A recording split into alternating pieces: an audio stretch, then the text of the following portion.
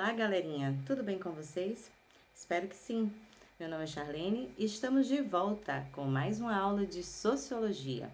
E o tema da aula de hoje é um tema muito importante para vocês que estão estudando para o Enem. Por que é um tema muito importante? É um tema que vai trazer à tona conceitos, ideias sobre questões importantes que movimentaram o cenário não só no Brasil, mas em todo o mundo, né? Eu estou me referindo aos levantes antirracistas, tá? E o tema da aula de hoje vai falar sobre raça, etnia e multiculturalismo. Então, nós falamos um pouquinho até sobre os levantes na aula sobre movimentos sociais, mas hoje a gente vai discutir alguns conceitos específicos e entender também como o racismo ele vai se forjar socio-historicamente, certo? Então, para a gente começar essa aula, é importante também a gente diferenciar alguns termos que muitas vezes para a gente aparecem como sinônimos, mas eles não são sinônimos. Eles se entrelaçam, mas eles não são sinônimos. Do que eu estou me referindo? Eu estou me referindo à ideia de preconceito, discriminação e segregação, né? São ideias diferenciadas que se entrelaçam. Preconceito, por exemplo, quer dizer antes, né? Conceito é uma ideia que você está formando, está forjando. Então, por exemplo, antes mesmo de você conhecer um indivíduo, e se você tiver uma ideia sobre esse indivíduo, já é uma ideia pejorativa sobre esse indivíduo, isso é preconceito. Antes de você conhecer um grupo social, já existe uma carga de ideias sobre esse grupo social, tá? Então, é nesse sentido que o preconceito ele existe. O preconceito, normalmente, ele está alicerçado em estereótipos, do tipo mulher no volante, perigo constante, ou todo baiano é preguiçoso, ou todo inglês ele é sério. Então, são baseados em estereótipos. Os estereótipos são esses que eu lhe falei. Mas veja, como eu falei para vocês, o preconceito ele tem uma carga pejorativa, tem uma carga negativa. Então, digamos assim, a gente pode dizer que são generalizações que a gente faz sobre determinados grupos ou pessoas, né, superficiais, que não são calcadas em nenhum estudo, que não estão alicerçadas em nenhum estudo, nem nada do tipo. Então, é nesse sentido que existe o preconceito, certo? Então, é bem arbitrário com o que a gente imagina sobre a sociologia de que os fatos sociais, as questões sociais, os grupos sociais, eles devem ser estudados e tudo mais. Então, o preconceito não tem nenhum embasamento. Eles são generalizações superficiais. Mas, professora, a discriminação não é a mesma coisa? Não, porque a gente pode, eu vou simplificar para vocês assim. A gente pode dizer que o preconceito ele está mais no campo da ideia. Você já tem um estigma formado sobre determinados grupos ou pessoas, mas está mais no campo das ideias. Quando esse preconceito ele é materializado com ações, digamos assim, se eu digo que toda mulher no volante é perigo constante, então eu não vou dar nenhum cargo de motorista para ela. Isso é a discriminação, é quando o preconceito, digamos assim, entra em campo, né? Quando o preconceito ele se materializa. E o preconceito, né, vai dar sustentação para a discriminação e a discriminação está calcada no preconceito, nessas ideias que não têm embasamento nenhum. Tô dando só exemplos, tá? E depois a gente vai aprofundando na questão étnico-racial. E a discriminação, ela também está ligada à segregação. Por quê? A segregação é a ideia de separar, de distinguir, significa isolar socialmente um determinado grupo ou um determinado indivíduo. Então, os grupos que são alvos de preconceito e são discriminados, eles também costumam ser segregados. Então, por exemplo, negros e negras são alvos de discriminação no Brasil. E justamente eles são segregados diante de um espaço, digamos assim. Se a gente pensar as favelas na atualidade, são exemplos de segregação. Se a gente estudar na história o apartheid, né, como se dava, inclusive, essas questões também de território nos Estados Unidos, inclusive não só em território, né, tinha a questão de banheiro de branco, banheiro de negro, escola de branco, escolas de negro, se um ônibus, né, se uma pessoa branca estivesse de pé, o negro tinha que dar o assento. Então, isso é segregar, tá? É separar, é distinguir. e inclusive espacialmente. Mas a gente não pode só tomar como parâmetro as coisas que aconteceram na África ou nos Estados Unidos. Também ocorre aqui no Brasil. Então, inclusive nos slides eu coloquei uma imagem de satélite da favela lá, Cidade de Deus, do conjunto habitacional Cidade de Deus. Então, se a gente for olhar aquela região, é uma região habitada majoritariamente por pessoas negras. Então, é nesse sentido que eu gostaria de destacar para vocês, né? As favelas das periferias, que são exemplos de segregação, tá? O racismo que existe, por exemplo, que é um exemplo de discriminação racial, né? Que é calcada numa questão do preconceito, ele, ele está baseado na ideia da existência de raças humanas, tá? E essa ideia de raças humanas é uma ideia que foi capturada, ou melhor, foi uma ideia, digamos assim, forjada no âmbito da biologia. Então, é uma coisa que não tem fundamentação, mas que foi utilizada durante bastante tempo para referendar as desigualdades existentes entre os povos, tá? Então, a ideia de racismo pressupõe, por exemplo, de que existem raças superiores e raças inferiores. E aí, aos negros cabem, né, a ideia de serem raças inferiores. Então, vejam bem o que eu estou querendo trazer para vocês aqui. O racismo, ele é calcado numa ideologia de que negros são inferiores e brancos superiores. Então, o racismo, ele é uma ideologia. O racismo não tem fundamentação científica nenhuma, tá? Mas, professora, se o racismo não tem fundamentação científica, como é que durante tanto tempo ele vigorou? Como foi que surgiu? E como é que tanta gente ainda dá respaldo a esse tipo de coisa? Então, na verdade, durante determinado tempo na história, em um determinado momento da história, tentou-se, digamos assim, trazer essas ideias para o âmbito da academia, para o âmbito dos estudos.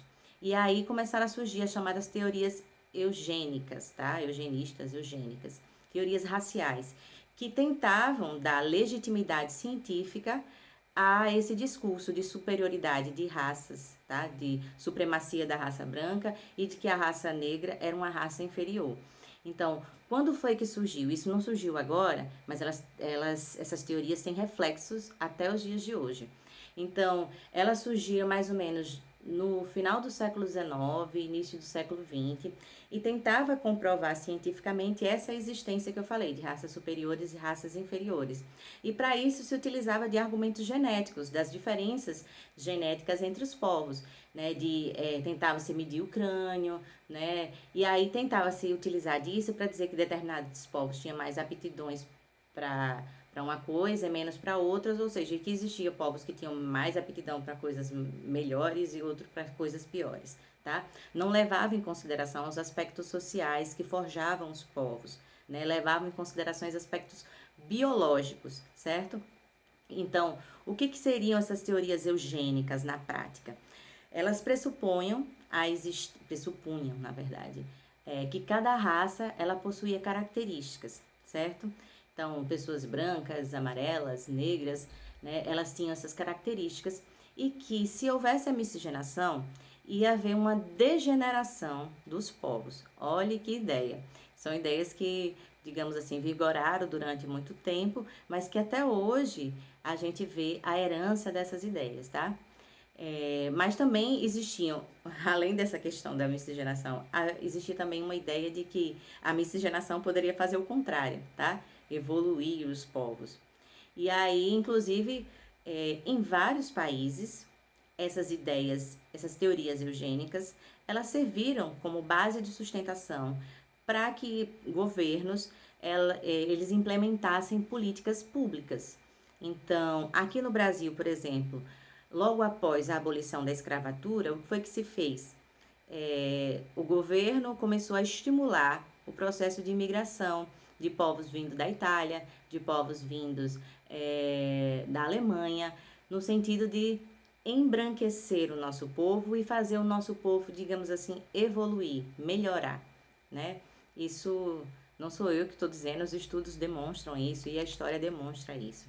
Então, essas teorias eugênicas deram sustentação científica para o racismo, certo? Para essa ideologia. Deram uma sustentação pseudocientífica, porque não é científica, não tem nada de ciência, tá? Deixa eu só dizer isso. É porque a gente chama isso de racismo científico ou de teorias racialistas, mas tentaram dar, através de estudos biológicos, uma sustentação para essa ideologia racista. Quem são os principais representantes dessas teorias eugênicas? São três, os principais representantes, que é o Joseph Gobineau, né, como vocês quiserem falar, o Cesare Lombroso e Nina Rodrigues, tá? O que Gobineau falava? Gobineau falava que, em seus estudos sobre eugenia, que a miscigenação ela iria acontecer, era inevitável, mas que a miscigenação iria levar à degeneração dos povos, tá? Veja que bizarro isso. Cesare Lombroso era um médico italiano que realizava estudos no crânio, né, que era o chamado de antropometria, media o crânio e tal, e etc. E aí ele falava que por meio desses estudos daria para descobrir de antemão quem é que seria agressor e quem não seria agressor, não é? E Nina Rodrigues foi um médico e antropólogo brasileiro que se fundamentava muito nessas teorias de Cesare Lombroso. E aí defendeu que os negros estavam mais propensos à criminalidade. Vejam só, eles não achavam que os negros eles eram presos por causa das questões sociais, nada do tipo, não. Achavam que eram questões biológicas, genéticas, de raça, que levavam os negros a se tornarem mais propensos à criminalidade, né? Hoje em dia, a gente analisando isso, vê que é bizarro, mas isso, digamos assim, já teve referência, já teve respaldo social, né, e acadêmico. Mas é bizarro do mesmo jeito, tá? E aí, mas não existiram só essas teorias, não. Aqui no Brasil, por exemplo, nos anos 30, se não me engano, 1930, para ser mais específica, Gilberto Freire vai escrever um livro chamado Casa Grande Senzala, e ele vai construir uma teoria do que ele chama ou do que a sociologia chama de teoria da democracia racial. Ele vai dizer nos seus estudos que a miscigenação, na verdade, aconteceu no Brasil e que, na verdade, era o que caracterizava a identidade nacional. Ou seja, ele não via a miscigenação como algo ruim, como algo que iria levar à degeneração. Ao contrário, a miscigenação era, digamos assim, a característica nacional. Nós somos resultado da mistura dos povos, dos negros, dos indígenas, dos brancos, tá? E aí, essa teoria acabou se tornando uma alternativa às teorias raciais, às teorias eugênicas, por entender que a miscigenação ela fazia parte da formação social brasileira, certo? Só que essa interpretação também acabou favorecendo uma outra ideia de que no Brasil esses povos não tinham diferença, porque já estava todo miscigenado, e de que aqui os povos habitavam de forma harmônica, que não tinha esse preconceito, por causa justamente que o nosso povo é miscigenado, é resultado de uma mistura e tudo mais, que aqui não havia preconceito, certo? E né, que aqui a gente tinha oportunidades socioeconômicas equilibradas justamente por causa dessa miscigenação. E aí, né, que aí depois vai surgir um outro pensador, um outro sociólogo que vai rebater criticamente essa teoria da democracia racial no Brasil. E aí ele vai dizer que essa teoria da democracia racial no Brasil é um mito, né? E aí a gente diz que Florestan Fernandes vai então criar a ideia do mito da democracia racial. O que é isso, né? Esse mito da democracia racial? Para ele, a realidade, na verdade, do Brasil demonstrava profundas desigualdades. E nessas desigualdades, quem estava em desvantagem política e econômica eram os negros, tá? Então, Florestan Fernandes, ele enxergava a sociedade brasileira como uma sociedade do conflito e não como uma sociedade da harmonia, em que aqui negros e brancos viviam tudo bem, harmonicamente e tal. Nada disso. Na verdade, ele mostrava, ou ele demonstrava que os negros e negras, né, eles deram sustentação, né, a realidade das profundas desigualdades que existem no Brasil. Melhor, os negros e negras não, o racismo, tá? Melhor dizendo, o racismo deu sustentação a essas desigualdades sociais, ou seja, a ideologia racista, ela serve para fundamentar as desigualdades existentes no nosso país, certo? Então, por isso que ele fala que é um mito, né? Não existiu democracia racial no nosso Brasil. E aí, gente, já avançando aí com vocês, já que a gente estava falando sobre essas obras e tudo mais, na década de 60 e de 70, aqui no Brasil, estourou de forma mais forte, assim, o movimento negro. E o movimento negro se inspirou nas ideias de Florestan Fernandes, de que aqui não tinha democracia racial, coisa nenhuma, que muitas vezes talvez o racismo fosse mais velado, né? Mas que existia racismo profundamente e isso estava nas bases da formação do nosso Brasil, do nosso país, tá?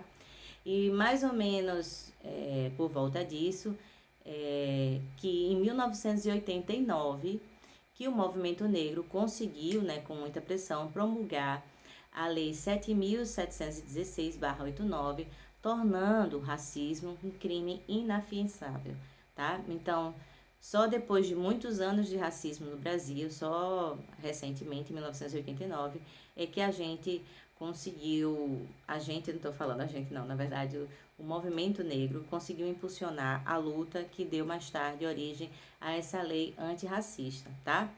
E aí vocês podem estar se questionando que, né, se existe ou se não existe racismo. Gente, o racismo ele está presente nas condições estruturais do nosso Brasil. Se nós observarmos os dados, né, os dados do IBGE ou quaisquer dados que demonstrem as condições do nosso Brasil, vocês vão ver que são os negros a maioria dos desempregados, as mulheres negras que percebem os piores salários, né, os piores cargos, são os negros que têm menos condições de alfabetização, né? Só para vocês terem uma ideia, a taxa de analfabetismo no Brasil para os negros é de 9,1 e para os brancos é 3, alguma coisa. Então, isso demonstra que os negros, por exemplo, têm uma taxa quase 3 vezes maior de analfabetismo que os brancos. E isso mais tarde vai se refletir provavelmente, né, e como se reflete nas oportunidades de emprego, nas oportunidades de melhores condições de trabalho e salários.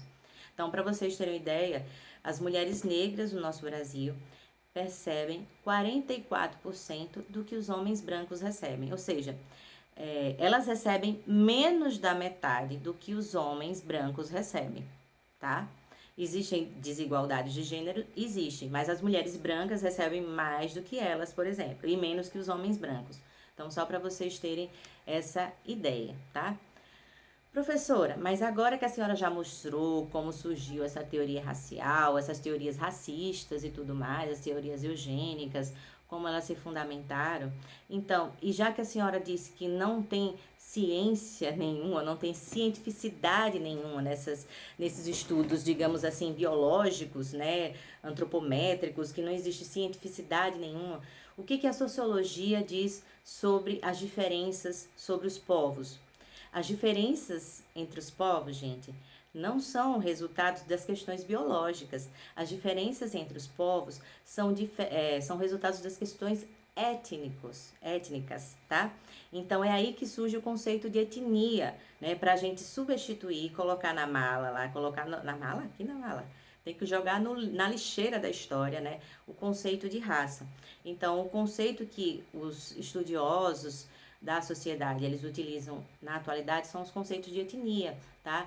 Etnia se refere ao quê? A um conjunto de seres humanos que partilham determinados aspectos culturais, né, que vão da linguagem até a religião, certo? Então, se a gente pensar nos costumes de um povo, é isso que caracteriza as diferenças entre os povos, né? Os seus costumes, suas práticas, né? Seus costumes, suas características sociais, é o que define, tá? E etnicidade, justamente esse sentimento de pertencimento a um determinado grupo, a um determinado grupo específico dentro da sociedade, certo? Então, É nesse sentido que o conceito de raça ele não tem fundamentação nenhuma e o que os sociólogos, os cientistas sociais se apoiam é na ideia de etnia, tá? Então, a ideia de etnia deve superar o conceito de raça. O conceito de etnia ele é importante, né, por ele não se restringir a essas questões biológicas, porque é a partir dele que a gente consegue superar a existência dessa ideia de raças superiores e raças inferiores, tá? E também ele vai permitir evidenciar as desvantagens que existem entre os povos negros e brancos, que é fruto da discriminação e que está alicerçado nos preconceitos profundos, tá, da nossa sociedade. E apesar de o conceito de raça ele ter sido abolido, gente, as ideologias racistas, elas ainda têm forças entre os grupos sociais. Por exemplo, os grupos nazistas, né, ou neonazistas na atualidade. E aí também eu queria trabalhar alguns conceitos com vocês, que algumas reflexões de alguns teóricos, como também o teórico Munanga. Por que a gente fala ainda sobre racismo e não de etnicismo? Por que a gente ainda utiliza o conceito de raça na atualidade e não só de etnia, já que a gente sabe que raça não existe? Né? As diferenças que existem entre os povos, por exemplo, né, brancos e negros, olhos mais puxados, né, olhos maiores, essas diferenças não implicam em igualdade ou melhor, em desigualdade entre os povos, certo? Então, se a gente pensar assim, os chineses têm olhos mais puxados que os meus, mas isso não significa que eles enxergam menos que eu, ou que eles têm mais, ou que eu tenho mais aptidão que eles. Estão entendendo? Nós temos diferenças biológicas, mas essas diferenças biológicas não engendram desigualdades entre os povos. Então já deu para entender que o que deu sustentação às desigualdades que foram forjadas entre os povos é resultado de uma ideologia. Essa ideologia foi forjada por volta do século XIX e XX, né? Na verdade já existia de antes, mas cientificamente ela foi forjada durante esse período e isso acabou dando sustentação também à questão do racismo. Mas já que vocês conseguem visualizar que o conceito de raça a gente deve jogar na lixeira da história e o conceito de etnia é o conceito que explica as diferenças entre os povos, por que a gente utiliza ainda o termo racista ou o termo racismo e tudo mais? Porque, veja, gente, existem questões no nosso Brasil, né, que fazem parte da estrutura da formação do nosso país.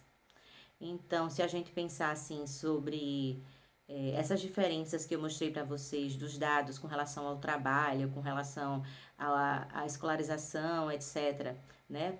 Essas diferenças elas existem porque elas foram alicerçadas, elas foram constituídas, né? Baseadas nessas ideias, nessa ideologia do racismo. Então, até hoje em dia, até os dias de hoje, melhor dizendo, as pessoas elas são discriminadas em razão da cor da sua pele.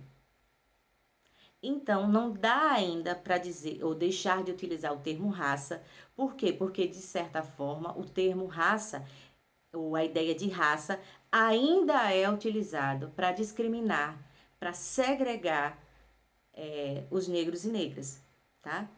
Então, por isso que a gente ainda utiliza a ideia de raça e por isso que a gente ainda fala sobre racismo e não sobre etnicismo, tá?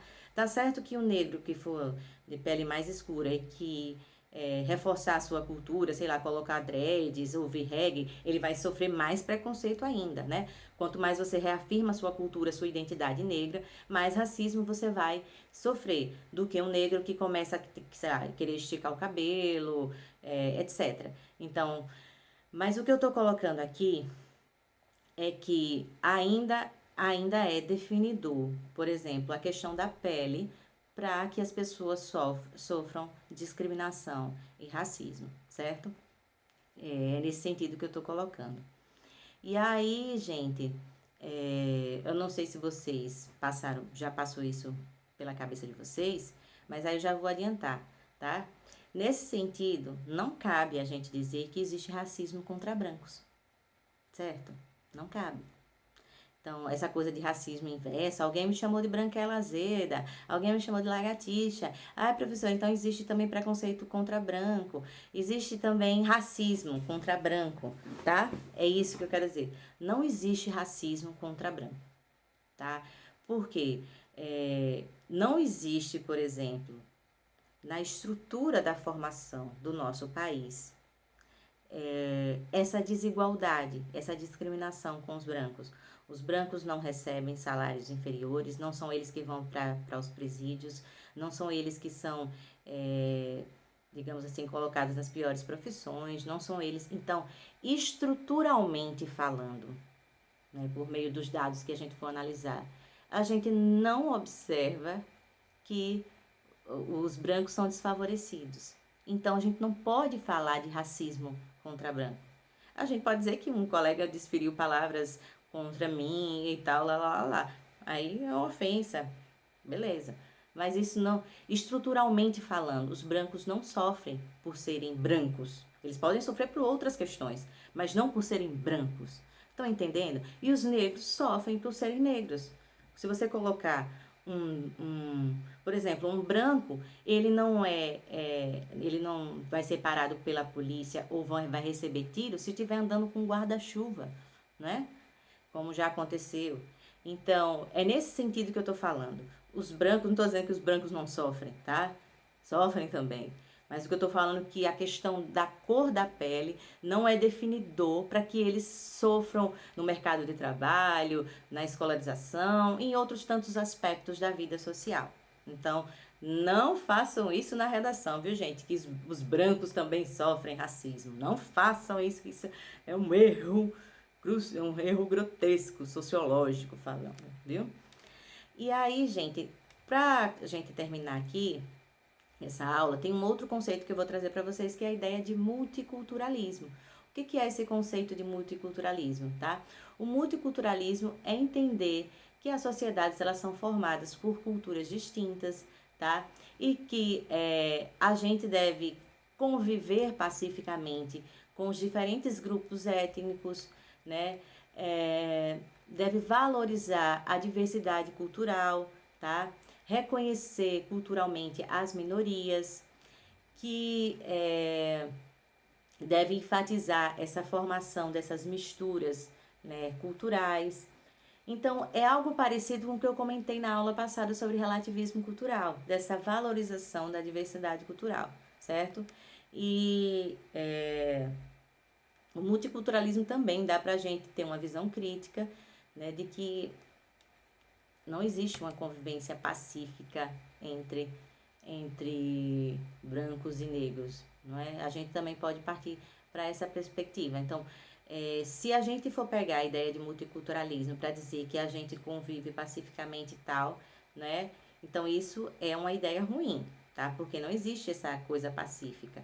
Então, algumas críticas também de alguns pensadores vieram para essa ideia de multiculturalismo, justamente por tentar valorizar essa perspectiva de que vivemos harmonicamente, porque não vivemos. Mas, pelo menos numa perspectiva de tentar trabalhar uma maior tolerância entre os povos, deve-se adotar essa ideia de multiculturalismo, certo? E aí é nesse sentido que também começaram a surgir as ações afirmativas. O que são ações afirmativas? São dirigidas para corrigir as desigualdades sociais. A gente sabe que existem essas diferenças entre negros e negras, então, se a gente for observar as universidades, boa parte das universidades não tem um grande percentual de negros e negras, mesmo nós entendendo que os negros e negras são maioria na nossa sociedade. Negros e negras, quando eu falo também, eu estou incluindo aí os pardos, tá, gente? Os pardos também podem ser considerados como negros e negras.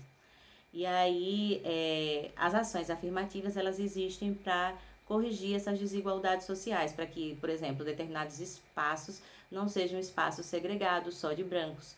Então, por exemplo, as políticas de cotas são ações afirmativas para que não existam, ou para que não exista mais a segregação, certo? Mas nós temos também outras questões, mas cotas raciais nas universidades, né, ou nos concursos de admissão para o serviço público, todos esses são exemplos de ações afirmativas. Então, gente, por hoje é só, para que esse vídeo não fique muito grande. Eu espero que vocês tenham compreendido esse conteúdo. Esse conteúdo, ele é um pouco extenso, mas dê uma olhada com atenção nesse conteúdo, até porque aconteceram pautas importantíssimas com esse assunto durante esse ano. Pode ser que caia até numa redação de vestibular, e aí vocês precisam ter, né, essa fundamentação para poder escrever melhor, para poder falar e dissertar melhor e não falar nenhuma bobagem na hora de escrever lá a redação, tá? E ficamos por aqui. Tchau, tchau, até a próxima!